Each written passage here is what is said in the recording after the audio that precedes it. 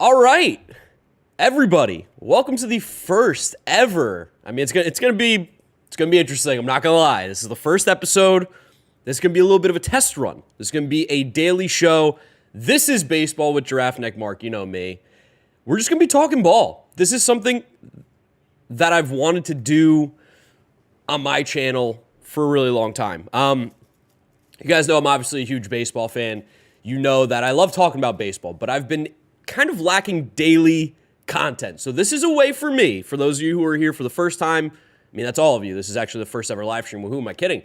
But for those of you who are here for the first ever time, I wanted to find a way to give you guys daily baseball content without really affecting what goes on the GiraffeNeckMarc channel. So I thought building a show called This is Baseball, where we talk about what happened the day before. We talk about the biggest storylines in baseball. We talk about anything we really want over here. You guys are going to be able to get involved too. We're going to have a little bit of time towards the end of the show, every single time, where we'll be able to just take questions from the chat, answer your guys' topics, answer your guys' questions, whatever it is. But I basically just want to talk baseball. So the way that this show is going to work is it's going to start 11 a.m.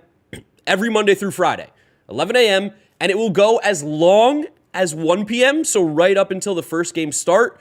Most of the time, it's not going to go that long. Most of the time, it's not going to go 2 hours. It will go maybe an hour minimum every single time, so at least from 11 a.m. to noon. Could go as long as 1 p.m. We're going to have guests on. We're going to have former players on. We're going to have YouTube personalities. This is the pilot, as Kieran, my boy, in the chat from the UK, watching out there, lets us know. The live stream will always stay live on the YouTube channel. This is baseball, so make sure you are subscribed to this if you have not yet done so. There will also be videos and clips cut from the live stream so that if you do miss anything, you can catch what's the most important stuff in terms of what we talked about as a video. There will be a lot more editing in that. You'll be able to see clips. I'm not yet sure if I can show highlights. So today, it's the first stream. We're not going to be really showing highlights, but we are going to have some graphics and stuff pop up on the screen whenever that's possible. This is a work in progress. Today, again, is the first episode, the pilot. So all of you guys that are here, I truly do appreciate it, because today, let's not lie. Let's not joke here. It's probably going to be a little bit rough, but as we go on more and more and do more episodes, this first week is really honestly like a true test run of what the show is going to be like, figuring out how to get guests on, figuring out what visuals I want to show you, what graphics I need. But I appreciate you guys coming in and hanging out with me today. Let's just start off by saying hello to the chat. I'd love to hear what you guys have to say, just what's going on, and I appreciate you guys for coming out to the first ever episode of This is Baseball with GiraffeNeckMarc. I can't wait to talk baseball with you guys. It's been building up. The season's finally here. We got opening day weekend, and I am absolutely ecstatic. So what are you guys saying in the chat? Hello to you guys out there, and appreciate you for coming and hanging out with your boy on April 3rd, 11 a.m., bright and early. Super excited. Andrew Schwartz asked, what are your thoughts on Anthony Volpe? Oh, we've got an Anthony Volpe segment coming. So I'm going to save that one.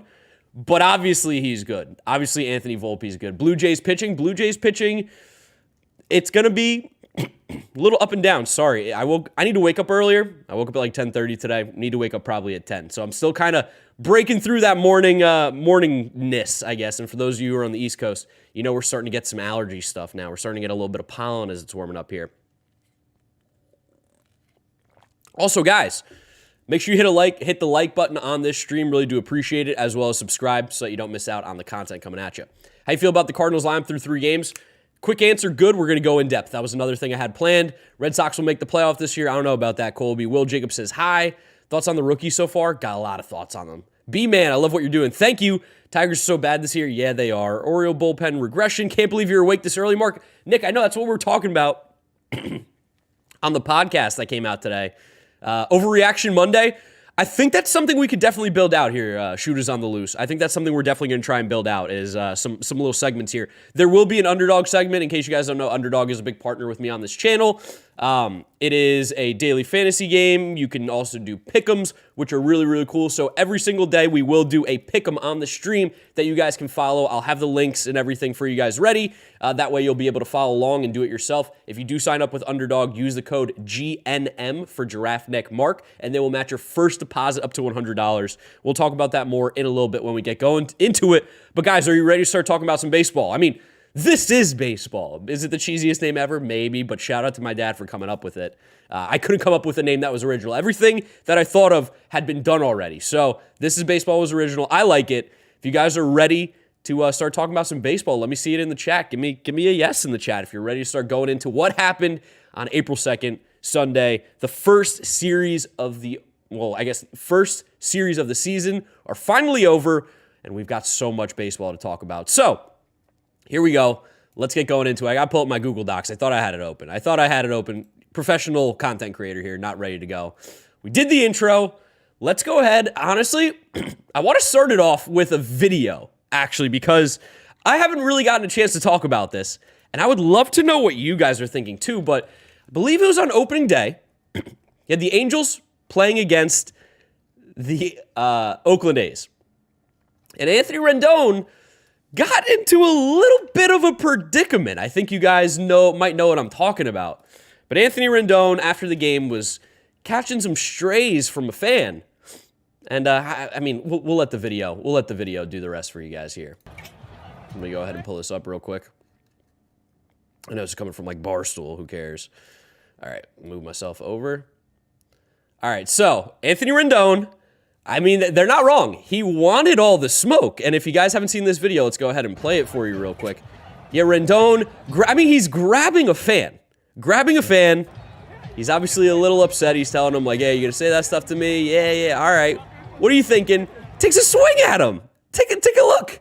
Anthony Rendon takes a swing at the fan. What is happening out in Oakland? Granted, things calmed down a little bit. I don't think MLB or the Angels have come out with any sort of decision as to what they're trying to do with Anthony Rendon or what the punishment is. But I gotta say, I don't hate it. To me, when I saw this video, when I saw this news, the first thing I sent to all my baseball friends, sent to everybody is, Anthony Rendon is back. Anthony Rendon is back. Gotta play with a little chip on your shoulder. I don't necessarily like the idea that players are maybe grabbing fans and swinging at them. Another swing and miss for Anthony Rendon. Luke, that was good. But I think he might be back. This might be the chip on his shoulder that he needs. It's crazy, though. I don't like it. I don't like that he's, trying to fight fans. But in the same regard, sometimes these fans need to be held a little bit accountable, a little bit. I've heard some horrible, horrible things said by fans to players. Horrible. And I don't think that should necessarily be allowed. You should be allowed to chirp. You should be allowed to heckle. And if that's what was happening, I don't think there's any problem with that. I think Anthony Rendon might have overstepped a little bit, might have overreacted. But depending on what the fan said, I don't necessarily find a problem with this. Fun little story for you guys. I was at spring training in 2019 out in Arizona. It was the Seattle Mariners. It was Ichiro's last season. It was his last spring training. Really lucky that we got to go on the field for this one. I believe the Mariners were playing maybe the Padres or the Rangers, something like that. And Ichiro, last spring training, he's taking his time. He's walking around the stadium. He's going up to fans. He's signing autographs. People start to realize this, and as you can imagine, everyone knows it's Ichiro's last season. All of a sudden starts swarming, and people are getting pushed up against the rail. People are getting suffocated. It's a madhouse. It's as if the Beatles were back. They're going nuts just to get an Ichiro autograph, which I understand. He's a legend of the game. There was a kid in the front row of it. He was getting smushed so much that he eventually got pinned up against the rail, obviously in pain, and ended up getting flipped over onto the field. Edwin Encarnacion sees this, starts coming over. He's like, hey, there's a kid. He starts pushing. Dude started swinging. Nobody has actually ever seen this. I have footage of it. I could maybe pull it if this is going to end up being online. Man, never mind. This is just for me and you guys, honestly. But Edwin Encarnacion started swinging at people because this kid was getting pinned and pushed over, and no one batted an eye. You want to know why? Because he was right. There's absolutely no reason for this. But that's my fun little story there that has to do with Anthony Rendon. And I just wanted to talk about this because I feel like I didn't get a chance to this weekend. I was in Dallas at the Taylor Swift concert, so I wanted to talk about that with you guys. And Anthony Rendon, I think he's back. I don't know. Maybe you guys can let me know what you think in the chat. Is Anthony Rendon back? Or is this just another swing and a miss for Anthony Rendon? Shout out to Luke for that funny message. All right, let's talk about the games yesterday. There was a lot going on. Of course, we're going to start it off with my New York Mets because I'm a biased Mets fan. Sorry, you guys are going to be upset. Don't care. It's my favorite team. And we have to start off with the man, the myth, the legend, Kodai Senga. Kodai Senga was absolutely phenomenal. Phenomenal in his first start. Now, granted, comes with a little butt. A little butt. Not a big butt, but a little butt. He struggled. He struggled early on. When he came into the first inning, I think he threw 36 pitches, didn't get an out, had the bases loaded, a run had come in already. But then you look at this final line here of Kodai Senga, 5 1/3, 3 hits, 3 walks, 1 earned run, and 8 strikeouts. And honestly, as a Mets fan, I think you have to be really excited. You have to be really happy that this is what happened, especially because he came out with adversity, came out struggling, kind of like he did in spring training. Maybe this is just a little bit of a nerves thing. It's very possible. Kodai Senga's first ever start in Major League Baseball. It's got to be a little bit stressful. But the fact that he was able to come back, figure it out, get his stuff going. I mean, we saw the ghost forkball working yesterday, and it was absolutely disgusting. Kodai Senga's ghost forkball was so sick. I mean, you look at the way that guys were reacting to it, the way that guys were swinging at it, they really had no clue. Now, the Marlins lineup looks awful. The Marlins lineup does not look good. I mean, we're going to roll through it real quick here. And you see, like, Luis Arraez is obviously going to be a pest. The dude's already hitting .563 on the season. I hate him already. There's no doubt. As a Mets fan, hate Luis Arraez already. But, like, this lineup just isn't very good.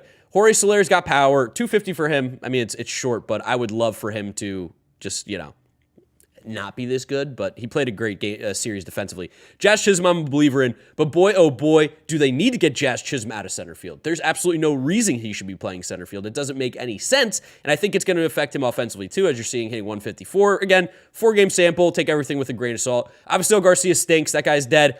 Yuli Gurriel, whatever. Like Jesus Sanchez, this was getting playing time over Brian De La Cruz. It makes no sense. I'm honestly losing a lot of faith in the Marlins front office. They don't seem to really have a good plan. Like, we're playing Joey Wendell every day at shortstop instead of playing Jazz Chisholm at the position he knows how to play. It doesn't make any sense. It makes literally no sense. And then they use this guy, Huascar Brazoban, just simply way too much. Their bullpen's awful. But back to Kodai Senga with that ghost forkball. He was making batters look silly. He was fooling guys left and right. He was throwing 99. For Kodai Senga to come over, there haven't been many, if really any Japanese pitchers I can think of. I think Yu Darvish was throwing high 90s when he first came over. But there really haven't been any Japanese pitchers that have come over with this sort of velocity. We've seen the kind of novelty pitches before. Daisuke Matsuzaka with the gyro ball. Hideo Nomo had his little glitch of or not glitch, his little gimmick, I should say, of, the hurricane and turning and twisting and everything. But Kodai Senga's coming over here pumping 98, 99 with that ghost forkball and a sweeper, which for those of you who don't know is kind of like the new trendy pitch in baseball. It's a little bit in between slider, curveball. It's just got a lot of different movement. As my podcast co-host James has taught me, it's basically there to limit or to get weak contact. He's looked really, really good. After that first inning, nobody was really touching him. He wasn't struggling, and I really am excited about Kodai Senga. Now, of course, we always have to pump the brakes for a guy who's making his first start. There's going to be film on him. Teams are going to learn a lot more. They're going to make adjustments. But the fact that he was able to be so effective in his first start after a horrendous first inning, really, really excited that Kodai Senga looked as good as he did, and the Mets bullpen was able to close it out for a good series win for the Mets. 3-1 over the Marlins in 4 games. Love it. Great start to the season. Tommy Pham got contacts, was able to start hitting the baseball better, and it showed in this first game as he was a triple away from the cycle. He still got Pete Alonso, Lindor, Marte. Those guys swinging the bat well. It's phenomenal. The sweeper is just an MLB The Show slurve. I mean, it might be, honestly. When I first heard about the sweeper, I'm like, it just sounds like a slurve, but with a new name. I don't understand the spinning or any of that kind of stuff yet, so that probably has a little something to do with it. End of the day, great series for the Mets. Great job by Kodai Senga. Super impressed by his debut and can't wait to see more from him this year. I think he's going to be doing some big things. There's going to be ups and downs, but overall should be a great season for Kodai Senga. Next up on the list, let's go ahead and talk about those Tampa Bay Rays. The Tampa Bay Rays. And again, I want to make this very clear to you guys. The way that the show's today is a little bit rough with just throwing up box scores and stuff. There will be more graphics and stuff as we go on, but it's a process. We got to figure out exactly what we need. I'm going to watch tape afterwards, figure out what went right, what went wrong, and see what we can improve on. You guys can also give me your feedback as well towards the end of the show. But let's talk about the Tampa Bay Rays 3-game series against the Tigers in which they swept. I mean, I think this is a story of two things. One, I think the Tigers are really bad. I think the Tigers are probably one of the worst teams in baseball. I mean, you look up and down this lineup, outside of Austin Meadows, really, the hitting's going to be a little rough. Like, I'm glad to see Austin Meadows is playing better. He's someone I have on my fantasy teams. I'm a believer in him. But this Tigers team, I mean, you go through like Matt Vierling leading off. Riley Green, I believe in, but it's going to be tough when you have no help around you, especially because why throw strikes to Riley Green when you have Javi Baez up next, who's someone you could literally never throw a strike to and get out every single time. Austin Meadows should be hitting higher in this lineup. Spencer Torkelson's going to struggle because Nick Maton's his backup or his protection per se. Miguel Cabrera is 90 years old. I love Miggy. He's a legend, but I mean, he's just not an everyday player. Jonathan Scope can't hit. McKinstry, Jake Rogers. Like, this lineup is just abysmally bad. Abysmally bad. And then on the mound, like, Joey Wentz didn't even pitch a bad game. But their pitching isn't good by any means. Like, 5 1/3 and 3 earned runs for Joey Wentz shouldn't guarantee him a win. But that's a decent enough start for a guy who's not very good. I mean, let's just call it what it is. Tigers are a bad team. Like I said, there's two stories here, though. The Rays also might be better than we think, and the big reason why the Rays might be better than they think, and I believe I did say this in my prediction video, or maybe I edited it out. I don't remember exactly. But this dude named Wander Franco right here. Wander Franco is such a beast. Wander Franco is so good. Again, it's 3 games. People can have a hot 3 games. Hitting .636 over 3 games is not something unheard of. But we're starting to get a little bit of a taste, a little bit of a little sparkle, a little shimmer of what Wander Franco could be in Major League Baseball, what he can do in this league. And I think if you were watching baseball this weekend and you saw some of the Rays games, you saw Wander Franco playing, you went, oh yeah.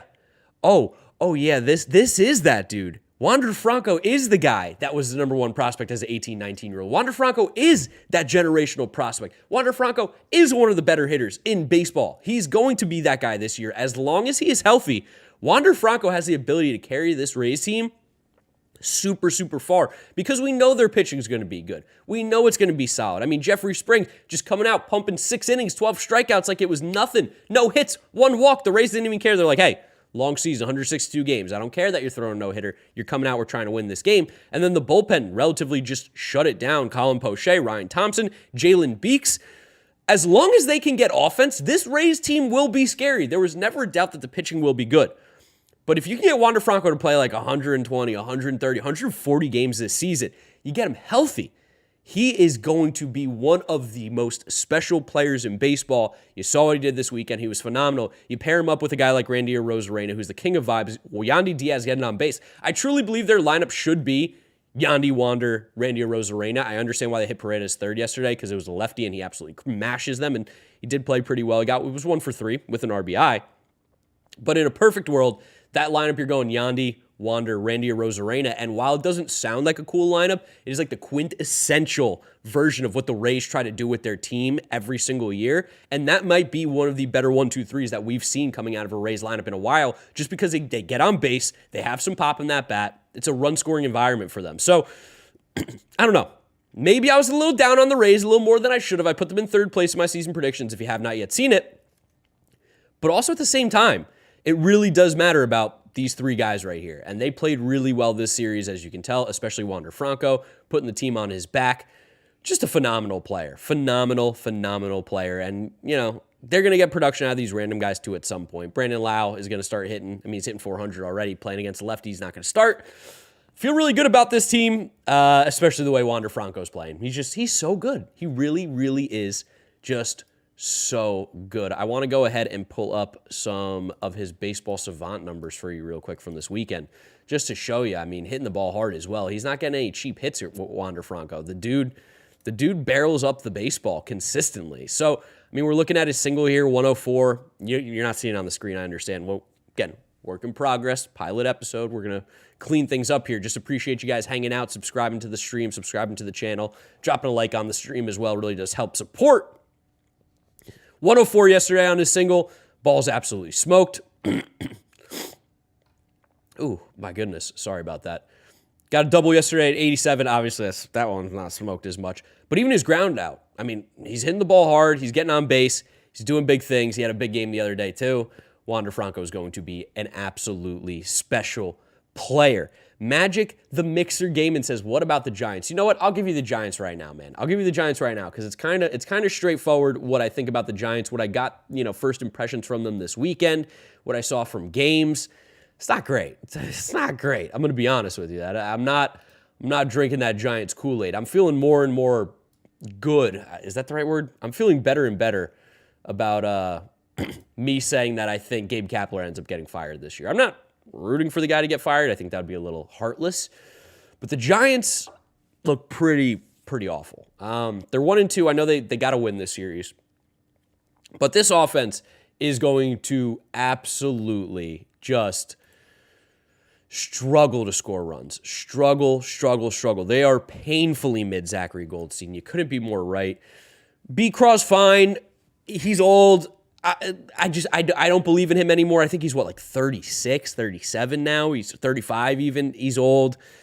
He's been past his prime for a while. He had that 1 year. I think it's probably not going to happen. I love Michael Conforto. Probably need to move him down. But also then you look at this lineup and you're like, who do you move up in the lineup? Because you're looking at a team. I think we go back to the 2021 season. The years are all meshing together right now. But you go back to the 2021 season. And you look at this lineup and you go, I don't understand how they won the division, right? They were kind of plugging and playing guys. They were, using analytics. They were using swing path, which was something that was really fascinating and a little bit different was they were matching guys up based on swing path, not necessarily just platooning lefties versus righties and righties versus lefties. They wanted to see whose swing path fit better. But I think as the game has evolved since 2021, which it's done a lot, I think teams are catching up. And a guy like Lamont Wade doesn't just mash righties anymore. Again, it could just be the opening weekend. He's cold. But this lineup is absolutely awful. Lamont Wade leading off. I mean, come on.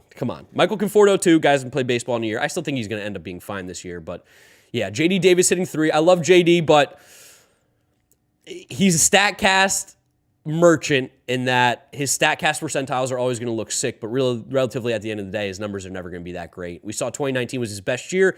Like a lot of people with the juice baseballs, J.D. Davis has not been the same since. Jock Peterson, you can't play him every day. You can't. They kind of have to, though, because their lineup desperately needs someone to hit. Not starting off the year great. Mike Yastrzemski is a solid baseball player. Probably should be higher in this lineup. Probably should be leading off, not Lamont Wade Jr. I don't understand that. David VR.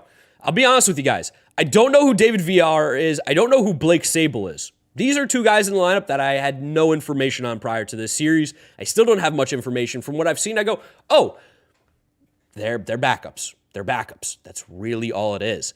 Brandon Crawford, we talked about. Thairo Estrada, I actually think is a good ball player. I don't know why he's hitting 9th. It doesn't make sense to me. I actually really like Thairo Estrada. But this offense is going to kill this team. They're not going to score a lot of runs. It's going to be really, really hard for them to come back in games. Ross Stripling didn't necessarily pitch well. I'm not going to go crazy over him because I think he will be a good starter for them this year. Oh, my God. I have such bad allergies this morning. Excuse me, guys. But the pitching will be fine. The hitting's just going to kill them. The Giants team is bad. Now, on the Yankee side, Yankees look pretty good. Johnny Brito looked really good. 6 strikeouts, 5 innings, 2 hits. I didn't get a chance to watch every single pitch of every single game this weekend. This week I'll be a little bit more tuned in.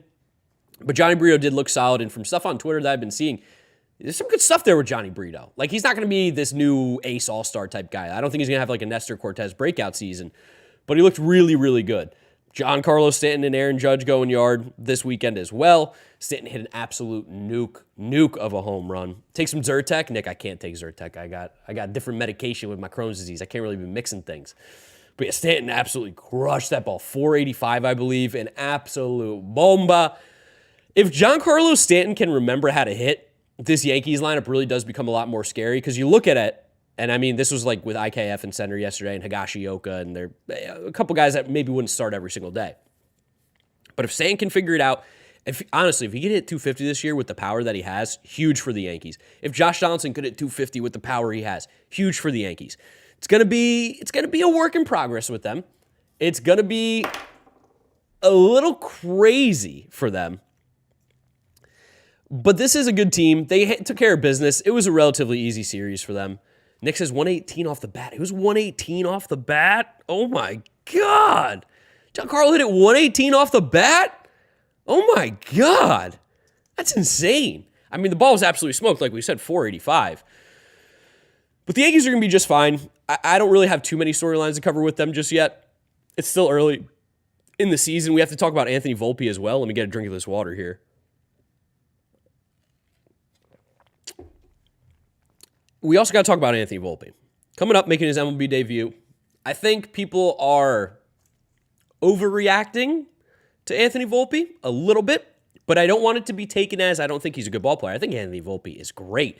Jersey kid, he's a good ball player. I mean, the best baseball players come from the state of New Jersey. We all know that. I mean, Mike Trout, Anthony Volpe, Mark Luino. I mean, that's a pretty elite list of baseball talent right there, whether it's, talking baseball or if it's playing baseball. We're all pretty good. But I think there definitely is a little bit of, and this is probably going to happen with Kodai Senga, all the rookies are going on. You see them do a lot of really great things in this opening weekend, and you get really excited. Anthony Volpe stealing a ton of bases. I believe I saw a stat that Anthony Volpe is the 5th player since 1901 to steal a base in each of his first 3 MLB games. That's a really, really cool stat. He makes history. There are not many players who've been able to do that. I also love that stolen bases are back. Stolen bases are back with the new bases and the pickoff rules and pitch clock and everything, which is great. But 3 stolen bases in 3 games, 5th player since 1901 to steal a base in each of his team's first 3 games, and I believe in his debut as well.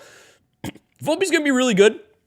It's going to be big ups and downs. We really haven't seen him hit particularly well yet, and I think that's the most important thing. In the field, it's going to be a little shaky. He's probably realistically more of a second baseman, but as we know, the Yankees haven't cared about shortstop defense in, 25 years? They never have really cared about it since Derek Jeter was here. At the plate, he's going to mash at some point. He's got to get warm. He's got to get a little hot, get going, get a little more comfortable. But I knew he stole bases, but I didn't realize he's like a little bit of a menace on the base path. I really like the way he plays baseball. He's a super fun player to watch.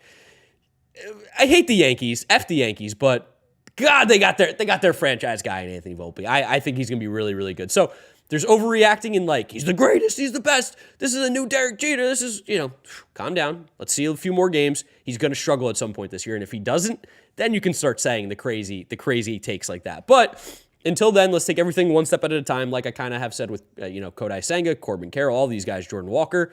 They're still rookies. They're still extremely young. There's going to be growing pains, but you got to be really excited with what Anthony Volpe has been able to do this opening weekend for the New York Yankees as they take the series 2-1 from the San Francisco Giants. Looking phenomenal as always, as they should have. Let's go ahead and move it on over to the Red Sox and Orioles series. Danny Aitor, you still here? I know you were saying, can you talk about my Orioles before I hit class, before I go to school, or whatever you got going on. You're probably in college if you're talking about going to class, if I had to take a guess here. Let's just say that the Orioles didn't look great. Offensively, they did, and I don't think that was ever really a question. I think offensively, we knew what this team was going to be able to produce. Cedric Mullins is a beast. Adley Rutschman is a beast. Santander, Ryan Mountcastle. I mean, you look at these averages up and down this lineup, and again, 3-game sample. We take everything with a grain of salt. We look at this lineup, though, and you go, this team can hit. We knew this team was going to hit. Adley had an amazing opening day. Cedric Mullins is a really good ball player. Crohn's disease brother as well. Thank you, Cedric Mullins, for showing out for the boys. Anthony Santander, Ryan Mountcastle. Gunnar Henderson's had a bit of a slow start to the year. Still kind of his rookie season playing shortstop as well. Austin Hayes been hitting. Even Adam Frazier's hitting. Now, Adam Frazier, he hits like a little boy. I mean, there's not a lot of pop behind those punches, but he's putting the ball in play. We've seen him hit at a high clip before. It's not really sustainable based on how he plays, but he does a decent job, and it's what the Orioles can use at the bottom of the order. If you're hitting this guy 8th, you're feeling a lot better than when people were hitting him 1 or 2 in the lineup. So, I mean, the offense is never going to be a problem for the Orioles. It is going to be that pitching. And the pitching is bad on the starting side. Like, one of the reasons why I had them in 4th place, I think their offense is really great, but their pitching is not. Cole Irvin is not him, especially pitching in Fenway. That's just like a nightmare for him. Left-hand pitchers go to die in Fenway, especially a guy like Cole Irvin, who is not a strikeout pitcher, is a pitch-to-contact guy. Just going to get crushed, and he did. Their bullpen is going to be fine. It's going to have ups and downs, just like every single bullpen. But that starting rotation is legitimately concerning. It doesn't look great. It doesn't look great on paper. So the Orioles have some stuff to work through, but you should be happy if you're an Orioles fan that the bats are alive, the bats are there.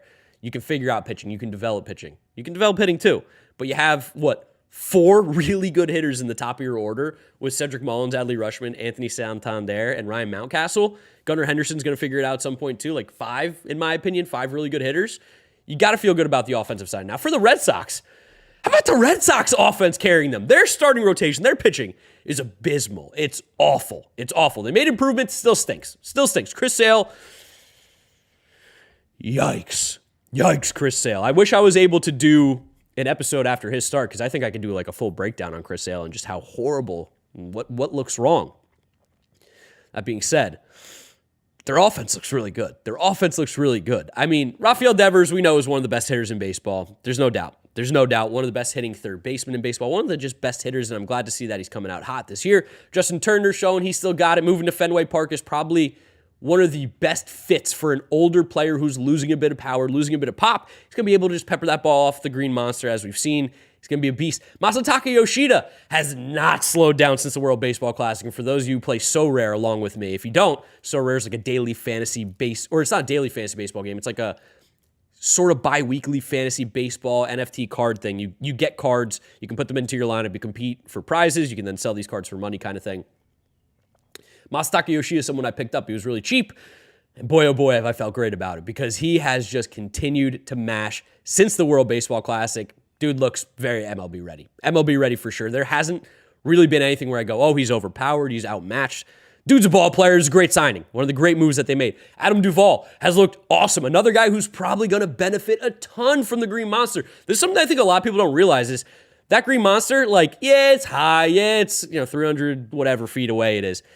It's like, as a right-handed hitter, if you got any sort of pop, you got to be so excited because you're like, these doubles that are going to be caught on the warning track right before it are now going to hit off the wall, and I'm going to get hits. It's going to be huge for my offensive game. Adam Duvall showing it. Verdugo playing really well. He's just a guy who gets better and better every single year. Well, doesn't necessarily get better and better every single year. He just stays solid. He's never going to be like this stud player. I don't think he's ever going to reach like that potential that people were once giving him, but he's always going to be really good, and he's showing that again this year. Still need a little bit of a second baseman. That's a bit of a hole, but at the end of the day, you look at this lineup and you go, they can mash. And the Red Sox showed it this weekend, having a historic first series. Third team since 1901 to score 9 runs in the first 3 games of the season. 9 runs in each game. So they're swinging the bats. Adam Duvall is hot. The pitching stinks. There's no doubt about it. Like Tanner Houck, it's a fine start. It's a fine start. When your team scores 9 runs, it's a great start. Only giving up 3 and 5 is phenomenal. But this bullpen's not good. Chris Martin is good. I like that addition. But like Caleb Ort, I don't know about that. John Schreiber's decent. He looked good last year. They have Garrett Whitlock. I believe he was rehabbing, right? He's coming back now, I believe. Their bullpen is decent, not great. It's gonna be about their offense. Like, can they? This is gonna sound so stupid. I hate saying this because it's the most cliche thing ever. But the Red Sox, as long as they score more runs than the other team, will be fine. And I know that sounds like just so, pardon my French, so fucking stupid. But it's true. As long as they score more runs, they will be fine. They're not going to outpitch anybody. They're not going to outpitch anybody. They have to swing the bats. They have to hit home runs. They have to get a ton of runs because the pitching is going to let them down. 5 runs to get the win. I think you're going to see that a lot from the Red Sox this year. That being said, I still think they're probably the worst team in the division, especially with the Rays looking this good this weekend. I know they just beat the Orioles, so Orioles fans, Red Sox fans are mad at me because they're like, we beat the Orioles. Orioles fans are like, hey, are we this bad? I think neither of you are exactly what you saw this weekend, but I think there are some things that are going to stick, and I think the Red Sox middle of the order with Devers, Turner, Yoshida, Duvall, Verdugo is probably going to be pretty good. I don't know why they're not leading off Verdugo. I don't know why they let off Rob Refsnyder yesterday. Maybe a Red Sox fan in the chat can help me out with that because I don't understand that decision-making by any means. I mean, you want to hit a good hitter towards the top. Rob Refsnyder, not necessarily that guy. Moving on to the Braves and the Nationals. Nationals were able to take the Sunday game against the Atlanta Braves. Jared Schuster making his MLB debut on the mound. Highly anticipated. I believe he was a first-round pick back in 2020.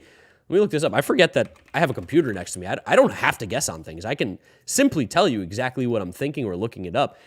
MLB debut for sure. He was a first-round pick back in 2020 out of Wake Forest. I was right. Was it him?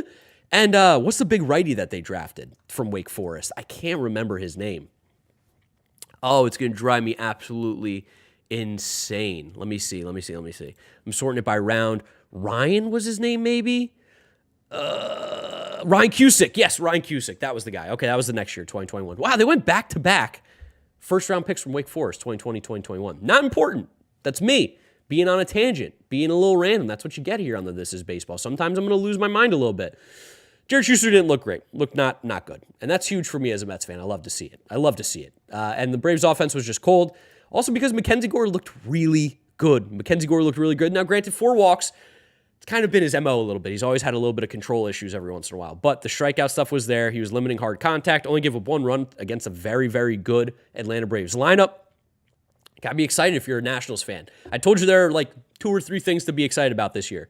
Mackenzie Gore, if he's going to be that dude, if he's going to be that prospect. CJ Abrams, if he's going to be any good. He didn't end up playing this game. And Keibert Ruiz. And I guess Joey Baseball, too. Joey Meneses. Lane Thomas is a good player as well. Shout out to James, my co-host. Big Lane Thomas guy. Put me on to him. But Mackenzie Gore pitching as well as he did, I think, is huge. Nationals still stink. By no means will they be a good team. But Mackenzie Gore pitching well, I think, is really exciting for Nationals fans. Something that they can keep an eye out for and be excited about. Now, another, grouping of maybe some bad teams here. We got the Reds versus the Pirates. Reds, funny enough, first in the National League Central. Reds fans, take a screenshot. It's not going to last long. You will not be in first place much longer, I don't think. I will give them until April 6th that the Reds stay in first place, just because they can win more. They can win another game, and they'll be 3-1, and no one's going to dethrone them. But at some point, they're gonna look bad. Sorry, I'm sure your ASMR hearing me drink water, and it's got to be infuriatingly gross. Yeah, CJ had 4 errors this series. Yeah, he has not looked good at shortstop. Not at all. The bat, it'll wake up, I think, eventually. He's too good to be this bad. But back to the Reds-Pirates. O'Neal Cruz obviously doing O'Neal Cruz things. We saw him on opening day put a baseball just incredibly far out of the stadium. I mean, he crushed it. It left so fast. He's going to do a lot of fun things. This is what I say about O'Neal Cruz, and Pirates fans hate me for it, but you guys are going to, it's going to happen. I want him to be good. I want him to be real. I want him to be a star. Pittsburgh, I want you guys to have good baseball. I loved when the Pirates were good, like back in the early 2010s when they were making the playoffs. The crowd was amazing. I mean, we all remember Cueto. Loved it. It was awesome. I want them to be good. O'Neal Cruz, I don't think necessarily right now in the state that he is truly like a good baseball player, but he does a lot of things at an elite level. Like he hits the ball harder than anybody. He runs faster than anybody. He throws harder than anybody, but he stinks at shortstop. He's horrible in the field. His glove's not the greatest. He swings and misses a lot. Granted, no strikeouts today against Graham Ashcraft. Pretty good. We'll talk about him in a second as well. But the Pirates, yeah, I mean, they're not going to be good. The Reds aren't going to be good either. Brian Reynolds had a good game, which is nice. Vince Velasquez, he's my guy. I'm trying to hold on to the dream of Vince Velasquez still, but it's probably not going to happen. Probably not going to happen. Although not the world's worst start, but not the world's best start either. Not one that encourages me by any means. Not a great stat line for your boy Vince Velasquez. Will Crow coming in relief as he does for multiple innings. Now on the Red side, the offense is whatever. Jonathan India looks like he might have remembered how to play ball, though. Tyler Stevenson's really good. Like Tyler Stevenson a lot. As long as he stays healthy, very good hitter, even though he unfollowed me on Twitter. But Jonathan India looks really good. Granted, it's against the Pirates pitching. But the guy to talk about here is going to be Graham Ashcraft. Grant? Am I calling him the wrong name? Is it Grant? No, it's Graham. Okay, wanted to make sure. I want to give him the proper love he deserves. Again, shout out my boy James. I don't know if he's watching. He's going to come on this at some point this week, maybe tomorrow. We're going to talk more baseball. Should have had him on today, honestly, so he could just tell us all about Graham Ashcraft. He knows him better than me. But last year, the Mets went up against him. We do the Mets podcast, Mets Up. If you are a Mets fan, go ahead and subscribe to that. Would appreciate it. But Graham Ashcraft is a guy that you might need to take notice of. This 1-2-3 of the Reds starting rotation is actually super interesting with guys that have incredible stuff. Hunter Green, obviously, we know all about. Nick Lodolo, disgusting. Mets players have told me that he has the nastiest stuff in baseball. Graham Ashcraft's going to be, I think, joining this crew here, too. Let me go ahead and pull up his baseball savant from this game, and you're going to see what I'm talking about here. He throws like a cutter at 100 miles an hour, something you just don't really see too often from a pitcher. He's got incredible movement. The story was that Graham Ashcraft has a hard time finding someone to play catch with him because he throws so hard and the pitches move so much. 10 swings and misses yesterday on how many pitches from Graham Ashcraft? Let me see a player breakdown here. No, I don't want you. I want Graham Ashcraft. Okay, so in terms of swings and misses, where are we going? Is this... Nope, that was the percentage of pitches. It's not going to tell me. Here we go, swings and whiffs. So yesterday, through 95 pitches, 48 swings, 10 whiffs, a swinging, whiff rate of 21%. The cutter and slider doing really well. The sinker is not going to get anything, but he's throwing that cutter and the slider, which is kind of crazy that he's able to basically just throw these two pitches and be as successful as he is. Maybe he needs a third pitch. Maybe there is a third pitch and he just didn't really have to throw it because he was dominating the Pirates. but he's coming in with this like 99-mile-an-hour cutter, which is just so ridiculously good. It's sorted by that letter first. Graham Ashcraft. How do I move over? Ooh, okay. We learned how to use my my mouse. But you're looking at cutter, 99.3, 96.9, 96.1. You're just getting some crazy high velos on this dude's cutter with the movement that it has. His sinker was coming in hard too. He's a hard thrower for sure. And the stuff's really impressive. We're going to keep an eye out for Graham Ashcraft. We're going to keep an eye out for him. I think if you're in fantasy, you should definitely pick him up. James would be super happy that I'm banging the Graham Ashcraft drum for all you guys. Definitely pick up Graham Ashcraft, a guy to keep an eye out for this year. Some really, really interesting stuff. And Alexis Diaz getting the save. Shout out Edwin Diaz. We miss you dearly. We miss you a lot. Moving on to the next game. Let's talk about the Twins and Royals series really quickly here. Straightforward, the Twins are just a better team than the Royals, and they showed it this weekend. The pitching looked really, really good for the Twins. You had Pablo Lopez on opening day, looked like a beast. You had Joe Ryan in this game looking awesome. I mean, 6 innings, 3 hits, 1 earned run, 2 walks, and 6 strikeouts is a great line for Joe Ryan, a guy who I like that they're not putting all this pressure on him to be the ace. I like that they're letting Pablo Lopez and Tyler Mahle and Kenta Maeda and all these other starters kind of just step in, Sonny Gray, and take the reins a little bit, let Joe Ryan just kind of sit in the middle of the rotation. It doesn't really matter, but I think mentally it's good. Also, Joey Gallo having 2 home runs and a double yesterday. Joey Gallo's back, baby. Maybe he's back. Maybe he's back. He always has hit the ball hard. He's always going to strike out. He's always going to do really, really fun things. He is a good baseball player. We've seen him play good at times. And I think going to Minnesota where it's quiet, there's probably, 2, 3 reporters that write about baseball in the state of Minnesota. I think it's a great spot for him. Being in New York was a mess. It looked like his anxiety was through the roof. He just looked unbelievably uncomfortable at all times in New York. I'm assuming he hated it there. I mean, we heard the comments. He didn't like it. He didn't like it. And then going to L.A., while it's smaller, not as intense as New York, it's still L.A. It's still L.A. People are going to be all over you still. So I think going to Minnesota is a really good move for him, and I really want him to do well because I think he's a really good player. I think he has a lot of talent, and I think he kind of got an unfair rep with the Yankees. He was exactly what he had been, just now he played in New York, so people hated him. Trevor Larnach looking really good. A prospect from the Twins, dealing with injuries in the past few seasons, but looking really, really solid so far to start the year. And Byron Buxton is just... I love the move, and I don't think I actually give them enough credit for it. I talked about it in my prediction video, but I love the move of getting Byron Buxton to play DH. I think it's genius. I know he has the most value in the field, and I think he'll play the field at points, but it allows you to get more of him offensively when you have Michael A. Taylor in center field, who is one of the best, if not the best defensive center fielders in the game. You lose nothing, actually, by having Byron Buxton DH. In fact, you're gaining because you get that bat every single day, and that is... You saw how good the Twins were last year when Byron Buxton was healthy, and you saw what they were like when he was hurt. That offense was killing when he wasn't in there. Was not as good. So being able to get Byron Buxton playing every day is huge for them. Twins looking good. I still don't trust Rocco Baldelli by any means. I'm definitely worried and weary of him. I think he's going to end up ultimately being the demise of this team. But the fact that they've played so well against the Royals, who maybe aren't as good as I were hoping, they got some growing pains to work through. A good series for the Twins, for sure. Let's move on to the White Sox and Astros. I believe I was watching a clip on Twitter from a podcast called Baseball Isn't Boring. Let me make sure I get this right, because I've been on it before, and I want to make sure I get the name right. Rob Bradford, he is a Red Sox guy. He does the podcast. Baseball Isn't... Let me just find this. Rob Bradford. Here it is. Baseball Isn't Boring. Okay, I was right. I saw it on the Baseball Isn't Boring podcast. You guys should check it out. Good podcast. Rob's a really good guy. He had Jonathan Papelbon on, and he told Jonathan Papelbon had a guaranteed bet, and he was like, hey, guarantee that the White Sox beat the Astros on the season opener. They're getting their rings, the Astros. They're not worried about the game. It's going to be a bit of a rough series for them. They're probably going to split, even though we know the Astros are way better, and that's exactly what happened. Jonathan Papelbon was right on the money. Well, I think he's a bit of a douche. He was cash. He was cash money. White Sox, they did what we thought they could do, and I spoke about this again in my prediction video. I won't reference this every single time, but they're a glass cannon. They're a glass cannon. When everything's going well, when everything's perfect, the White Sox could be a good baseball team because Tim Anderson's a good player. Luis Robert is a good player. I can't for the life of me understand hitting Andrew Benintendi third in this lineup. It's stupid. It's stupid. I want to curse. It's dumb.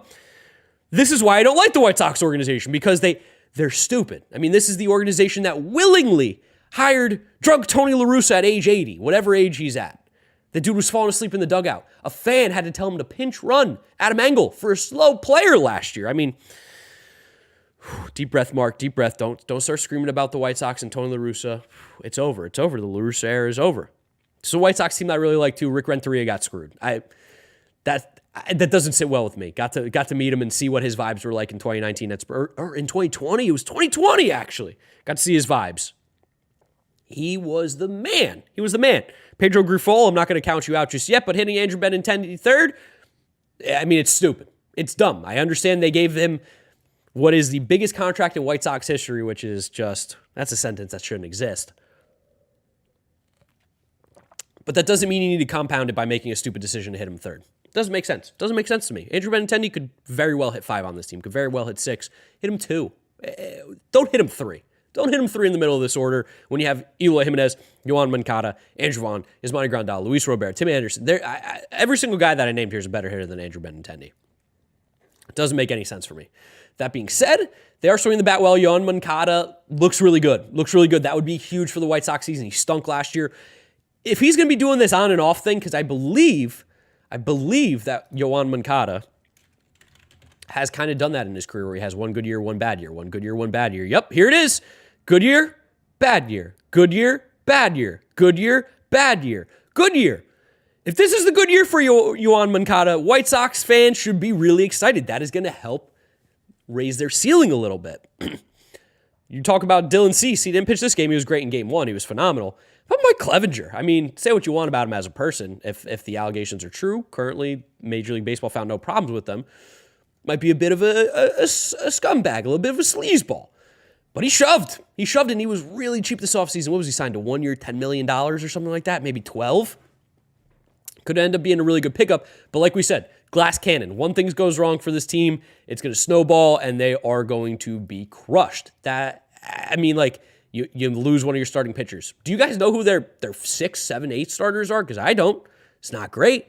You guys know who their lineup is if some of these guys get hurt? Yeah, again, it's not great. I mean, they're willingly starting Elvis Andrus at second base, which I'm a Lennon Sosa man. Lennon Sosa should be starting every day, but again, I don't need to yell. At least they called up Oscar Colas, who has looked really, really good. I love Oscar Colas' call-up. I thought he actually should have been up at some point last year. They've had a hole in right field that they have not been able to fill for a while. Oscar Colas is filling it. Smart putting him at the bottom of the order right now. Don't put a lot of pressure on him. White Sox look really good so far. The Astros as well, I don't think look bad. I think it's the opening weekend. You're getting your rings, World Series champions, all that kind of stuff. But there are some good things here. Jordan has been crushing. Kyle Tucker has been crushing. And you can see they're giving some guys days off. They were kind of giving guys rest here. This is not by any means their strongest lineup, missing a lot of the dudes. Corey Julks starting. Fun story about Corey Julks. Lifetime minor leaguer. Have been grinding it out. Finally got his first call-up this season. Has not looked great. Obviously 3 strikeouts and 4 innings. Not good for Corey Julks. But he put up a lot of power last year, seemingly out of nowhere. So shout out to Corey Julks. It's an inside joke for me as well. Pitching-wise, Luis Garcia was fine. This is Luis Garcia. I don't think you can expect that rookie season that he had, where he was like in the Cy Young conversation. I don't think he's that kind of pitcher. But he does have good stuff. He will be fine. Astros will be fine. I really don't have any overreaction to them, anything else to say, but it's the opening weekend. Like, I mean, you saw my predictions. If you haven't, go check them out. They're one of the best teams in baseball. They'll be fine. Yeah, Yoan Moncada is 27. 27 years old, turning 28 in a couple weeks here. But yeah, he's still really young. Still really, really young.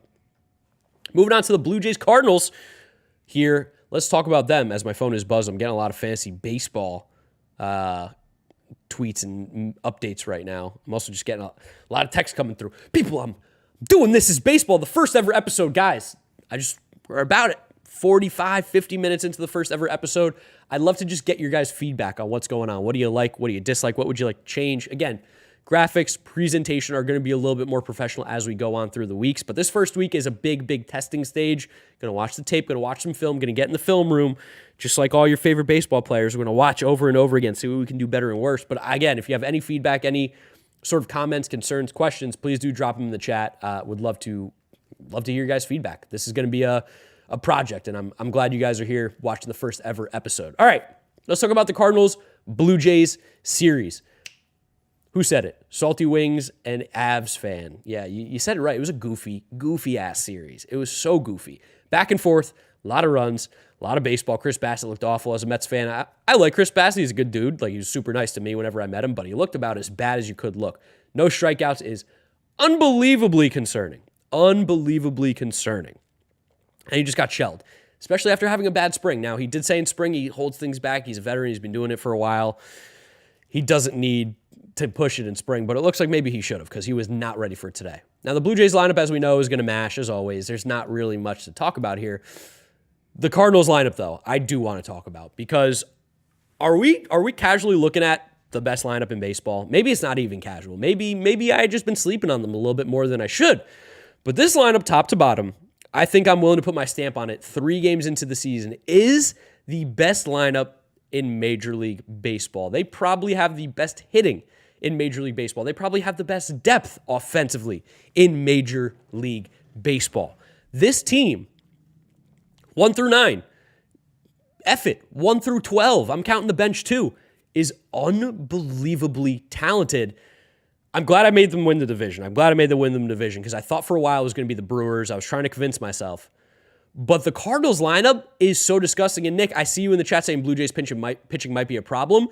Yes, it might be. It might be. But the Cardinals lineup is also absolutely disgusting. They're going to do this to a lot of teams. This is a little bit different than what we've seen of Cardinals lineups in the past. Like, they've always had good players. They've always been very competitive. But the way that this team is swinging the bat, I mean, it is really, really good. Brendan Donovan hitting the ball harder than ever. Hate to say it, he's going to be really good. He's going to be really good. Shout out to Germany, Brendan Donovan, German. Alec Burleson is not an everyday player on this roster. He is not an everyday player. This dude's a rookie coming up. He's looking phenomenal. 3 for 4 yesterday, hitting the ball hard out of ECU. 2020 draft as well with Jordan Walker, who we saw has been hitting the ball well this series too. These are their rookies. Nolan Gorman, 2 home runs as well in this game. Nolan Gorman, looking like a beast. Things that we saw him do in AAA. Tyler O'Neill, awesome. Tyler O'Neill's really good. Paul Goldschmidt, Nolan Arenado. I mean, do they need any introduction? These guys are just simply 2 of the best players in all of Major League Baseball, and they're in the middle of this lineup with all these other guys. Wilson Contreras, good to see he's not really hurt long-term. Swinging the bat well, one of the best hitting catchers in the league. Dylan Carlson, coming off the bench. Him and Lars Nootbaar. I mean, how do they have all good players? The one guy that we haven't, I don't think, really seen do anything yet, and maybe I'm mistaken here, is Taylor Motter, who I believe crushed the KBO when he was playing over there. Tommy Edman's swinging the bat well, too. There are no holes offensively in this team. And guess what? If one guy goes down, they got someone to fill in. That is a sustainable, successful, deep lineup. That is a lineup that scares me. That is a lineup that makes me go, okay, now if they got some pitching, this team is a World Series contender for sure. And even without their pitching, because let's be honest, they don't got pitching, especially on the starting pitching side. That makes me scared. But even with their inability of starting pitching in St. Louis, I think they'll be able to play a lot better because it's a big ballpark, pitcher ballpark. Their bullpen's money. Jordan Montgomery pitched well. This is exactly what you can expect out of Monty. 5 innings, 3 runs. I think you can pencil him in for that, like a 3.5 to 4 ERA. Sorry, I need some water. I'm parched. I've been talking a lot. But Montgomery's been great. Jack Flaherty stinks. I'll say it. He's not good. He's not good. 7 walks. No, he threw 5 no-hit innings. That was the headline everybody wanted to run with Jack Flaherty. 5 no-hit innings. He walked 7. He put 7 guys on base in 5 innings. That is by no means a good outing whatsoever. I'm not on the Jack Flaherty hype train like some people are. It doesn't make sense to me that he's getting as much love as he has. Miles Michaelis looked horrible. We don't know what's going on with Adam Wainwright. This team's weird because the pitching is not good. The pitching, I would honestly say, is bad. I would say it's bad starting pitching. Bullpen's good, but starting pitching's horrible. I don't know. Their lineup could be the best in baseball. Their pitching's going to hurt them. That's kind of where I stand with them. Is super, super high ceiling, low floor as well because the offense is so good. But they definitely need to go out and get some pitchers. I'll be right back. 1 second.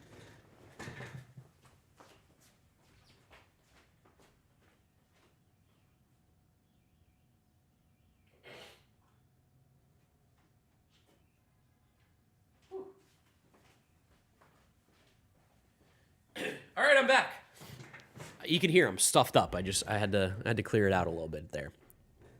So that's the beauty of live streaming. You guys get to experience all this disgusting congestion with me. But yeah, the Cardinals are really good. Cardinals are really good. The offense is disgusting. Best lineup in baseball, I think, hands down. Is that an overreaction? What do you guys think? Do you think that the Cardinals have the best lineup in baseball? Am I overreacting? Am I blowing it out of proportion? Or am I right? Is the Cardinals lineup as disgusting as I'm making it out to be? Because I'm looking at it and I go, there's no lineup better in baseball right now. There's no lineup better in baseball right now. There are teams that have more talent at certain spots. Maybe their top 4, their top 5 is better. But 1 through 9, literally, 1 through everybody, their bench included, is absolutely disgusting. Like, this is how you build a baseball team. This is how you develop players. This is how you develop prospects. You go out and get your stars in Nolan Arenado and Paul Goldschmidt. You build around them through the farm system. You get Wilson Contreras in to catch. It's unbelievable. They're so good. Yeah, I agree with you. S tier hitting. I might even go D. I guess you go C tier pitching because the bullpen is good. I believe in their bullpen. So, like, I take their starting pitching as like a D. Their bullpen's like a B. That gives us like a C. That gives us a C. Starting pitching is going to be the demise of this team if there is one. I doubt there will be. All right, let's move on to the Brewers Cubs here real quick as we're approaching the 1 hour mark on the first episode of This Is Baseball, April 3rd. Again, make sure you guys are subscribed to the channel. We're going to be dropping clips on this, so if there is anything that you missed, I will be making it into a clip. Of course, it has to be good YouTube content for me to make it into a clip. So I'm not going to clip every single game, every single team. Some teams are going to get more clips than the others. I mean, that's just how it works. I'm still trying to get views and stuff and trying to build this channel as best as possible. So we got to put the YouTube cap on and think about what's going to work best. That being said, if you do miss anything, there will be video versions of stuff. The live stream will stay up on the channel as well. So if you are not here at 11 a.m. or 12, or maybe when we're wrapping it up at 1 o'clock some days, you'll be able to watch the live stream as well, as it will stay up on the channel. So make sure you are subscribed so you don't miss out. And please do drop a like on the stream if you do have that ability to do so. We're at 45 likes. I'd love to hit 50. I'd love to hit 50. That'd be a great way to start. Let's talk about this Brewers-Cubs series. Started off with a loss from the Brewers. Corbin Burns, for some reason, has a super hard time pitching against the Cubs, especially in Wrigley, especially on opening day. Second straight year where he's had a horrible start on opening day in Chicago against the Cubs. But the rest of this rotation has been great. Brandon Woodruff shoved, and Eric Lauer did great in Game 3 to take the series. Talking about the Cubs real quick, Dansby Swanson has come out swinging the bat extremely hot. Just goes to show you spring training really does not matter at all, because he had about as bad of a spring training as you possibly could, but he's looked great in Chicago. He looks comfortable. I'm super glad he's out of the division for the National League East as a Mets fan. Dansby Swanson looking worth the contract thus far through the first 3 games. Again, I'll say it again, guys. I'll say it again. What are the words? Grain of salt, grain of salt, grain of salt. But Dansby Swanson's looked really, really good so far. Ian Happ swinging the bat well. Nico Hoerner topped the lineup. I really like Nico Hoerner. He'll be great. Cody Bellinger stunk. We know that was going to happen. I mean, we knew, guys. We knew Cody Bellinger wasn't going to bounce back immediately.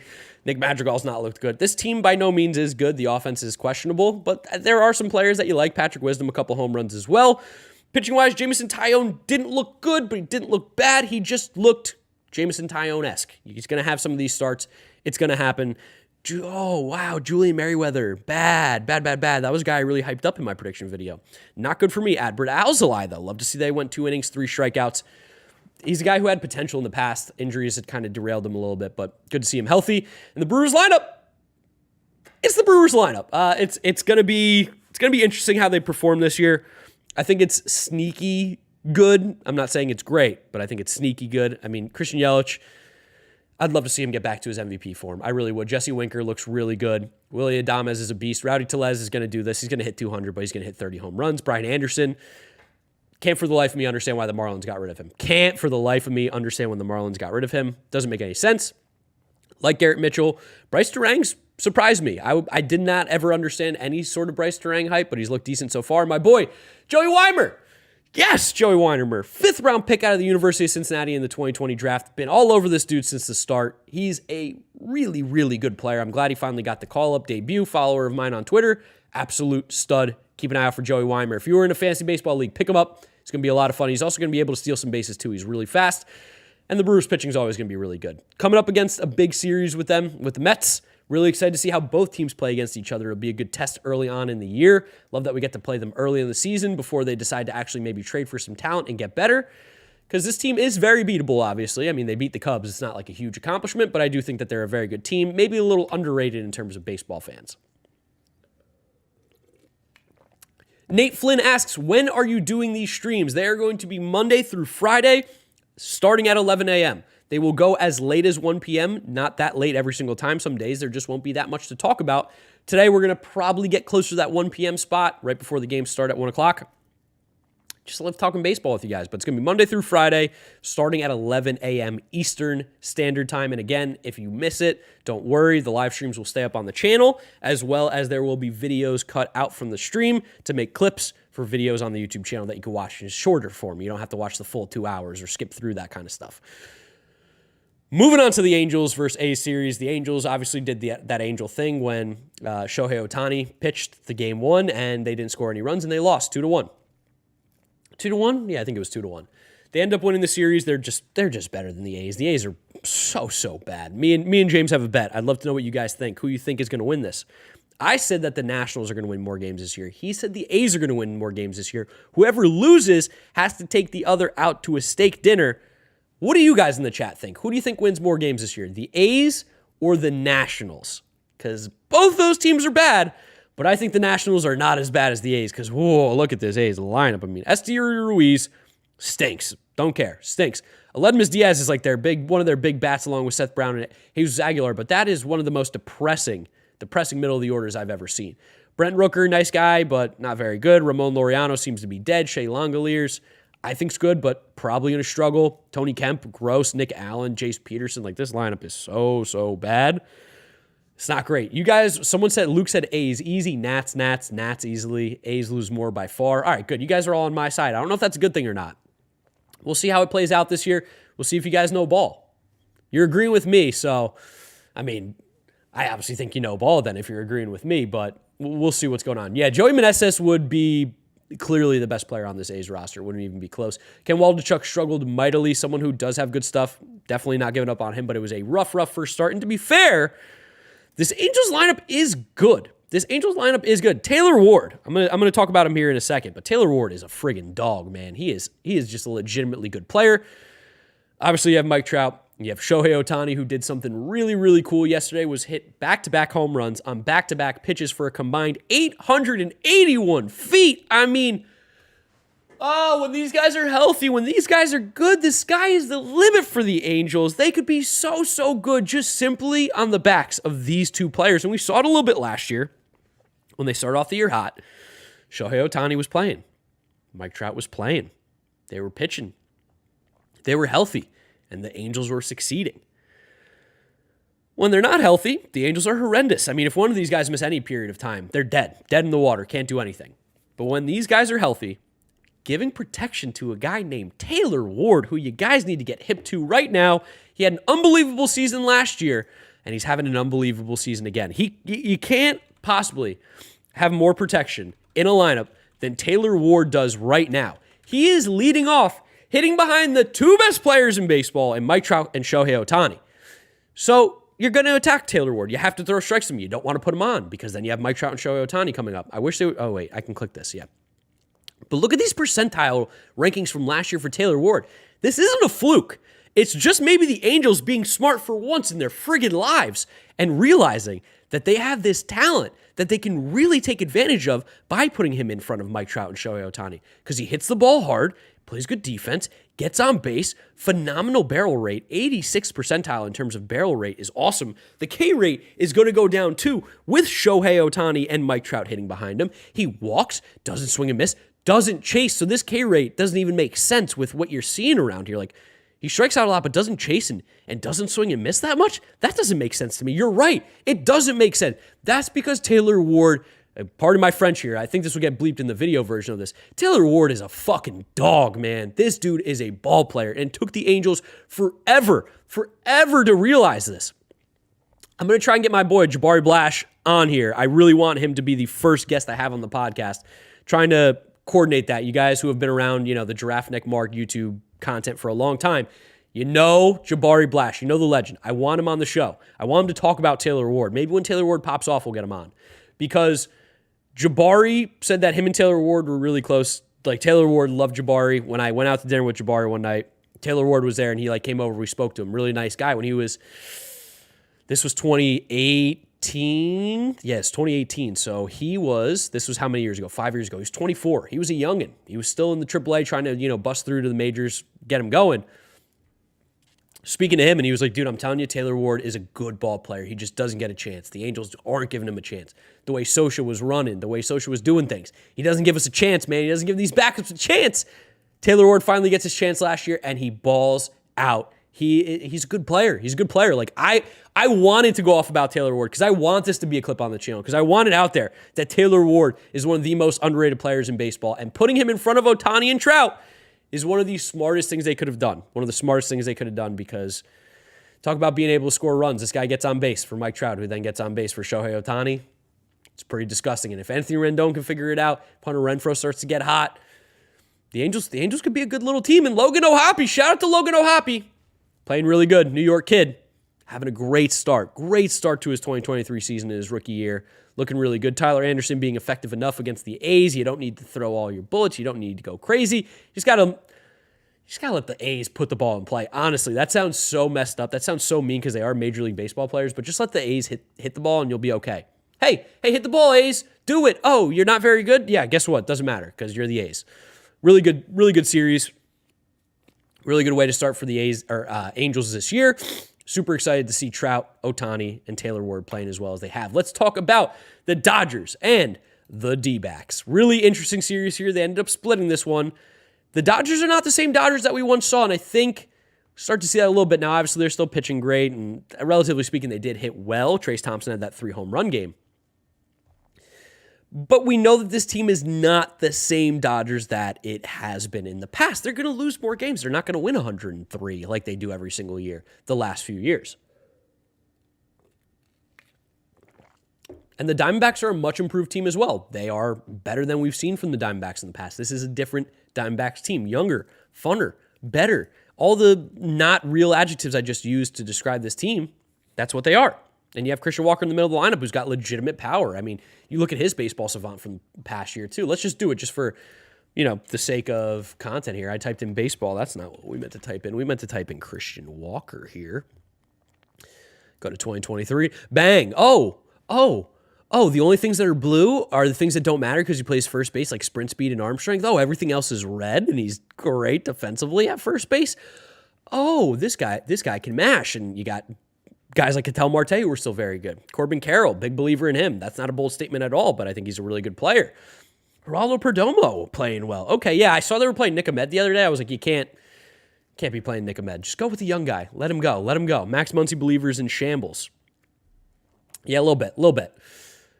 The Dodgers are not as good as they have been. I still think they're going to make the playoffs. I think they'll be just fine. Noah Syndergaard having a good game sucks for me as a Mets fan. I was really hoping he's dead. Maybe he's not. 6 strikeouts in 6 innings is like the best start he's had in like 5 years. So that scares me a little bit. Their pitching is going to be great as always. But the offense it's going to struggle at times this year. D-backs, though, solid. Again, I think the Dodgers are still clearly better than the Diamondbacks. It's just the opening series. But these teams are closer than they've been in the past, but by no means are they close. Corbin Carroll as well, 3 stolen bases. He's a freak, man. Corbin Carroll is going to steal like 70 bases this year, I think. As long as he's healthy and playing relatively well, I mean, he's a menace on the base paths. 3 stolen bases in 1 game. Granted, Noah Syndergaard is unbelievably bad at holding on runners. Like, probably the worst in all of baseball, if I had to guess. I don't have those numbers. But, yeah. Corbin Carroll's going to be a beast, especially stealing bases. If you don't have him in fantasy and he's available in your league, I don't know what league you're in, but pick him up immediately. 3 more series to go over here before we start to just kind of talk a little bit more baseball, a little more casual, a little less structured. We had the Padres-Rockies series, which ended up being a split series, which is weird because I think technically in first place right now. We have the Rockies in second. I think the Diamondbacks are in first. Nobody really saw that coming, but it's also 4 games. Seth Lugo looked really good in this game for the Padres, 7 innings, 7 strikeouts. Didn't look as good as he did in spring. Didn't look as good. Let me rephrase this. I'm trying to get the right words. Looked better than he did in spring. And it's not that he looked bad in spring. He just wasn't getting strikeouts, but getting 7 against the Rockies. I guess you take that for what it is. It is still the Rockies lineup. The Padres lineup is struggling a little bit. Xander Bogaerts is really carrying. Juan Soto is off to a horrendous start. Maybe that injury that had kind of been nagging him in spring training. The World Baseball Classic's kind of catching up with him. He's looked horrible. You can't hit Nelson Cruz fourth. Padres definitely have holes. We knew that this team wasn't perfect, but I think over a 162-game season, we're going to see them just be fine. I hope no Padres fans are going crazy and losing their mind, because that would be absolutely ridiculous. In terms of the Rockies, Chris Bryant's healthy and looks really good, which is huge. I like Chris Bryant. Is he boring? Is he lame? Yes. Did he pick the Rockies and kind of show that he's not a big game dude? For sure. But he's good when he's healthy. I'm glad to see he's playing well. And Ryan McMahon's been hitting the ball really, really hard. The production hasn't been great, but he's still crushing baseballs. Keep an eye out for Ryan McMahon. Tovar's struggling. Daza's struggling. Growing pains of being a rookie with Ezequiel Tovar, but I still very much believe in him. Rockies are bad, though. Rockies are bad. Just wait till they get to Colorado. Wait till the season starts to really, kick around. While they do normally play better in Colorado, this pitching's so bad that I don't think it's going to necessarily go like this. So that series was kind of straightforward. Not too much to talk about there. Guardians-Mariners series was one that I was really excited to get some looks at, because these are two teams that are very, very good. I think very evenly matched. I need to blow my nose so badly, so apologies again, guys. 1 second, let me blow this, because you see me grabbing my nose every 2 seconds. I don't want to look like an idiot and keep doing this the whole stream. 1 sec.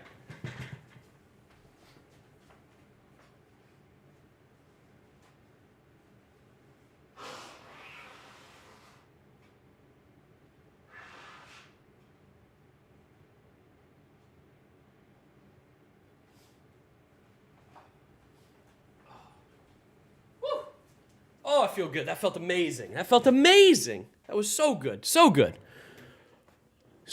Someone saying Charlie Blackmon. Charlie Blackmon's swinging it, but we'll see. We'll see about Charlie Blackmon. I'm not there yet. All right, Mariners-Guardians series. This is one I was really interested in. Two very evenly matched teams. I think this could be a playoff matchup that we see at some point, just because the way that things line up. I think this could very well be like a 3 versus the 4, versus the worst division team versus the best wildcard team. And it was a really good series. A lot of back and forth. Good baseball as always. Why am I always lagging? I think that's on you, my man. If you guys in the chat can let me know, is the stream lagging, or is that on him? If it's on me, just let me know, because I actually would like to know if there's like some lag going on with the stream. It would be very, very helpful to know. Also, does it sound good? Does it look good? Just real quick critique here from you guys, if you could. My dad's texting me. Dad, don't you know I'm live streaming right now? Come on, senior.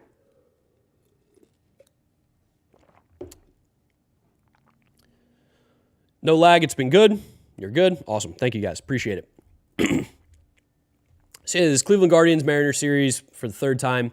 Really something that I wanted to keep an eye out for. A lot of players that I like, a lot of pitchers that I like. I like both of these teams. I think they're a lot of fun. With the Mariners, Julio Rodriguez is still a stud. Got his first home run of the season last night. Or I shouldn't say last night, yesterday. He's putting together just probably what could be an MVP caliber season. The dude is absolutely phenomenal. So incredibly talented. Really excited to see what he can do. Ty France doing Ty France things, being just criminally underrated. Putting the ball in play, hitting the ball hard, as he always does. Big dumper, putting the ball in play, looking like a beast. It's a very, very good team. This has been without Teoscar and Jared Kelenic swinging the bat particularly well. AJ Pollock hasn't done anything for them either, and JP Crawford stinks. 1-3, but the games felt a lot closer than that, at least. I felt like the Mariners were very much in every game. And their pitching's been decent as well. Their bullpen, a little questionable at times, but I'm not worried about them. And I think as a Mariners fan, you shouldn't be either at 1-3. I think for the Guardians, though, you should be really excited about what you've been able to see. This offense has been looking decent, and that's with Josh Bell not swinging the bat well. Mike Zunino popped off, giving you exactly what you wanted at the catcher spot, which has kind of been a bit of a hole for the Guardians in recent years with Austin Hedges and Roberto Perez. Zunino gives you good defense and a possible very, very good bat. We saw Gabriel Arias get in the game, which I love because big Gabriel Arias guy. I think he'll get a shot at some point. It's just a very, very solid team with the Guardians. Top to bottom, very, very good. Fun little bit of trivia for you guys. This guy, Tim Herron, I believe his name is, right? Tim Herron made his debut. He came in, he faced 4 batters in his debut. He struck out all 4 batters in his debut. He's the first pitcher since 1901 to face at least 4 batters and strike them all out in his debut. I hate the caveat of 1901 because, did baseball really even matter before then? Were we really keeping accurate stats? Who's there to verify that stuff? But since 1901, Tim Herron, first pitcher in baseball history since then to strike out the first 4 batters that he's seen in his major league career. Pretty awesome stuff there. Guardians are just a very, very good baseball team. Overall, I mean, top to bottom, this team's really, really solid. They are a better version of, who do I want to call them? A better version of. Their lineup is just sneaky good. It's sneaky good, talented, really, really good stuff.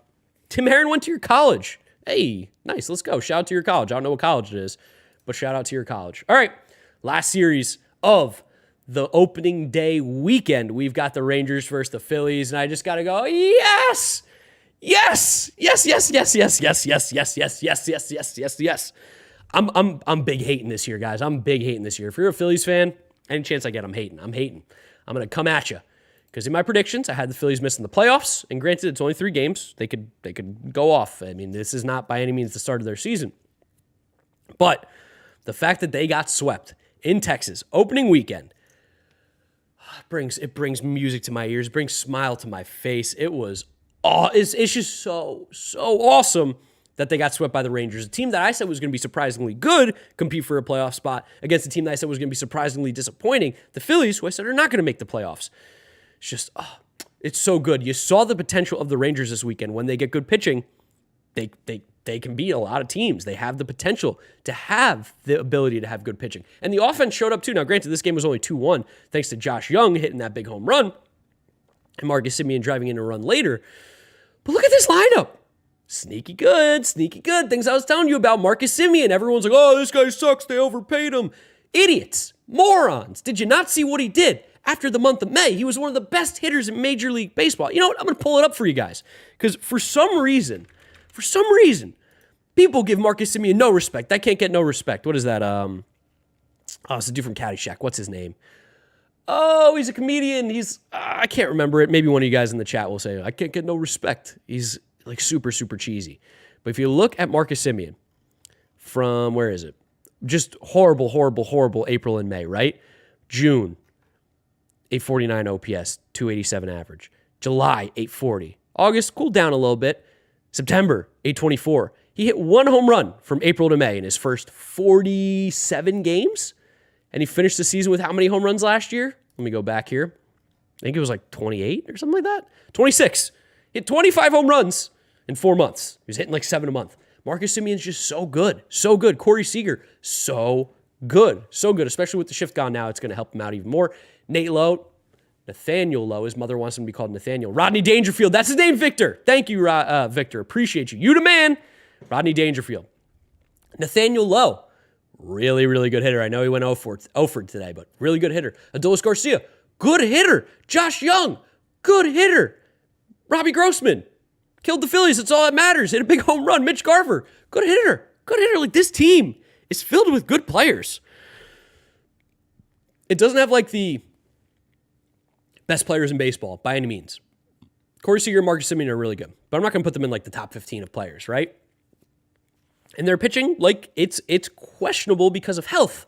But when things are going right for this Rangers team, they're very, very good. And I love that they swept the Phillies. I was also in Dallas this weekend, so it was great to see it happen. Well, I didn't go to any of these games. I was a little busy. I was at the Taylor Swift concert. But it was great to see the Phillies get swept. I actually met Taijuan Walker at the airport on my flight back. He was flying back early because they're playing the Yankees in their next series. So he wanted to get there because he's pitching the first game of the series. Follows me on Twitter, said, what's up? Really, really nice guy. I said, hey, good luck this year, but I hope the Phillies don't do so well. And he laughed. He's like, all right, man, it was good seeing you, nice to meet you kind of thing.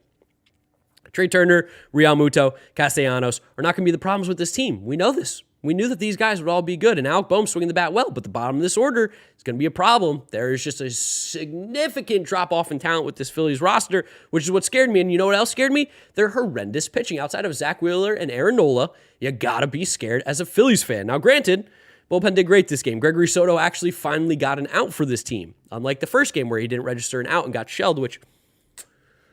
Oh, I love it. I love it so much. I love it. I love seeing the Phillies stink. But their bullpen is not good. Their bullpen is scary. You want to know why?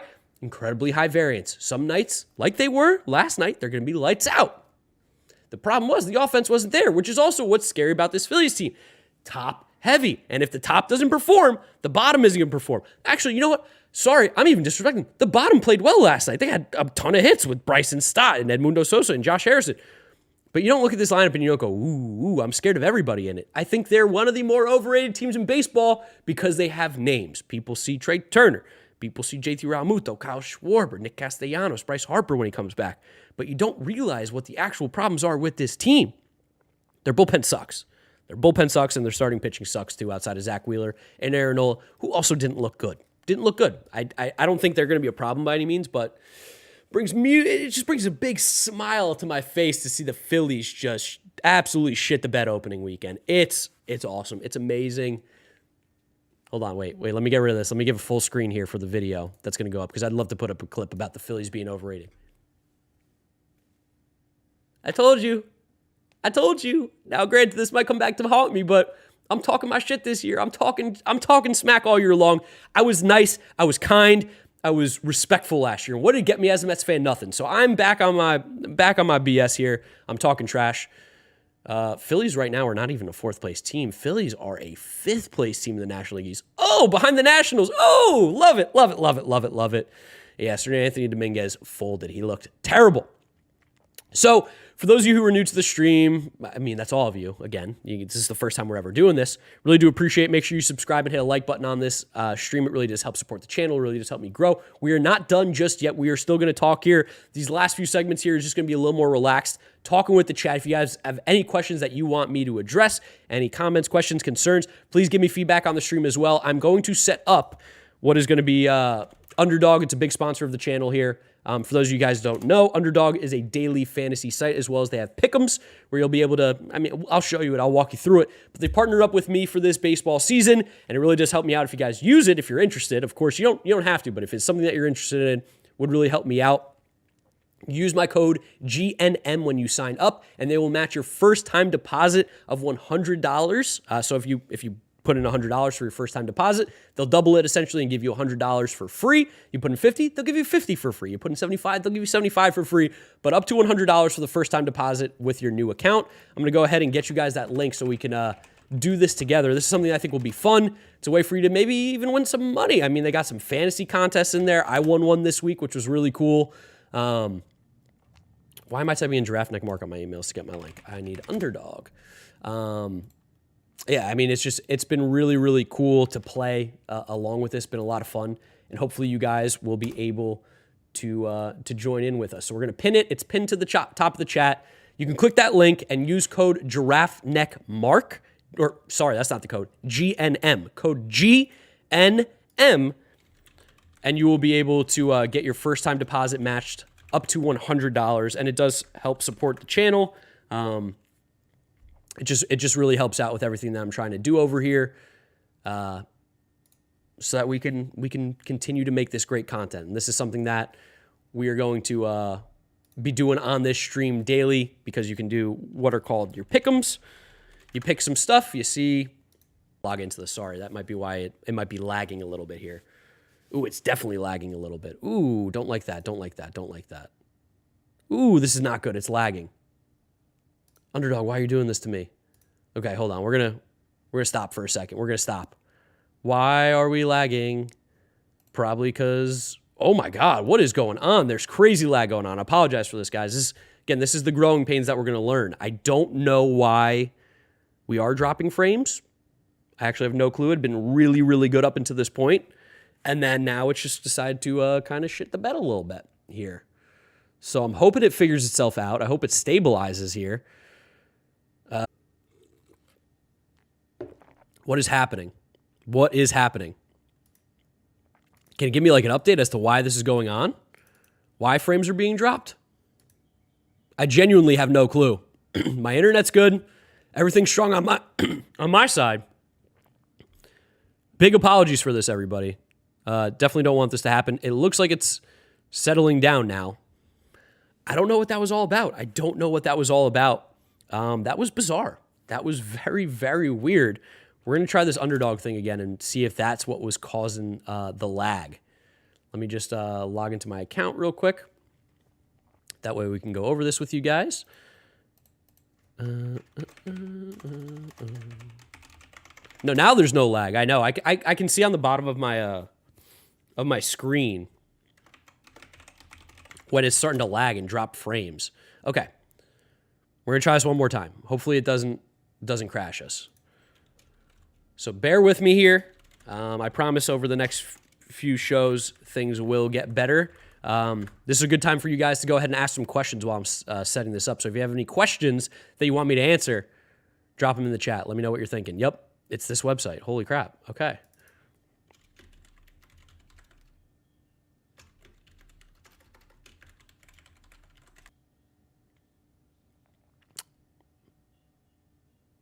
Interesting. Maybe. Sorry, guys. I hate that this is happening. I might have to do this in a different way. Okay, yeah. I can't use the site right now while we're streaming. It just completely... Oh, my gosh. It was Philly launching a cyber attack on you. Yeah, they heard me talking trash about their team. They're like, we got to get this guy. Yeah, as soon as I get off that website, it's fine. So... I mean, it's a great website, Underdog Fantasy. Again, link is in the chat. You can do a lot of different things. I'm going to go ahead and build what's called a pick'em for the day, and then hopefully I'll be able to transfer the screenshot over and show you that. But essentially what you do, maybe do the pick'em on your phone. Yeah, I could do it on my phone too. Yeah, let's do that. That's fine. Let's go ahead and turn off the notifications here. Let's put that in sleep mode. Let's go to Underdog. And do it from here. Is there a reason to panic for the Mariners? Also, would they be a team that can trade for a shortstop at the deadline? I think they definitely would consider trading for a shortstop. I don't know who's really available at shortstop. It's kind of a hard position. A lot of guys are locked up. No reason to panic, though. No reason. I mean, you lost to the Guardians. They're a very, very good team. They're going to make the playoffs. I think if you start panicking over losing to a playoff team in the opening weekend, should be no panicking going on right now. The only team that should be panicking is the Phillies because they're frauds. It's because they're overrated. And that's also just me winding them up. All right, so the way that Pick'em works, you'll see it on my phone, is you have the option to like pick higher or lower based on a given stat line. So what I'm going to do every single stream on here is I'm going to go ahead and build my own Pick'em. You guys can decide if you want to follow along. If you do, again, the link is in the top of the chat. You'll see it up top on the chat. You click it, you sign up for an account, use code GNM for GiraffeNeckMarc, and they'll match your first time deposit up to $100. It really does help me out by doing this.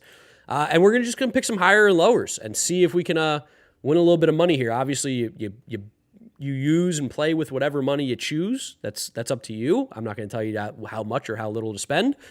But I'm going to go ahead and build one out here for the early games or for whatever games are on in baseball today. With the Mets, we got Carrasco. I'm not feeling the Carrasco line necessarily. Francisco Lindor. I kind of like Lindor. Who's pitching for is it Freddie Peralta? Freddie Peralta's pretty good. I like Brandon Nimmo with a single. I'm going to take Brandon Nimmo higher single. In the game, I mean, I love the Mets, but I think Freddie Peralta's probably going to strike some guys out. So I'm going to go, you know what? I'm not taking Freddie Peralta strikeouts. Get that out of here. I will say, what else sticks out to me? Tony DeSclafani. Tony Disco, 3.5 strikeouts is not bad. You have Cookie in fantasy. Okay, Michael Kopech, 5.5. I think I'm going to take Michael Kopech over because the Giants lineup is so bad. That Giants lineup stinks. And then one more pick. I'd like to do 3 here for us on this first one. Michael Kopech over, and then I'm going to take Drew Smyly strikeouts, 5. That's a really interesting one. Jonathan India has been playing really well. He's going up against a lefty. Let's go with Jonathan India higher as well. I saw someone else put that out on Twitter today.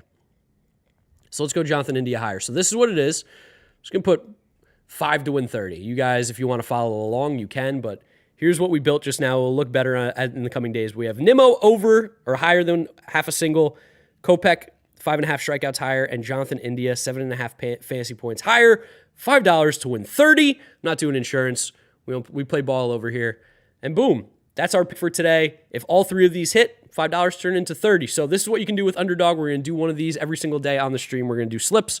We're going to do picks. We're going to do some fantasy as well whenever that comes up. Maybe we'll make a little fantasy league for the guys in here. But yeah, I mean, that's pretty much it, guys, for the stream. I really do appreciate you coming and hanging out. You have been awesome. Appreciate it. I know some of you, I think, got kicked when the stream started lagging, and I don't blame you. That was pretty bad. But yeah, we're wrapping up the baseball here, guys. Thank you so much for hanging out. This is the first episode. This is baseball. We will be back tomorrow, 11 a.m. Eastern, to talk about everything that went on today in baseball. So make sure you are subscribed to the channel so you don't miss out. And yeah, that's where I'll wrap it up, guys. Thank you for hanging out. Thank you for watching and being a part of the first ever episode. And I'll catch you guys tomorrow for some more baseball talk.